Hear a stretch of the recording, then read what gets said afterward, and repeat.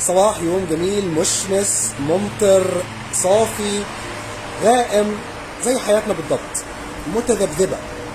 حياتك المتذبذبة دي لازم تعيشها بكل تفاصيلها، لازم تعيشها لحظة بلحظة. ما ينفعش انك تتقدر طول الوقت، ما ينفعش انك تضايق نفسك طول الوقت، ما ينفعش تقول الجو غائم طول الوقت. هتيجي لحظة والشمس تطلع، هتيجي لحظة والدنيا تحلو.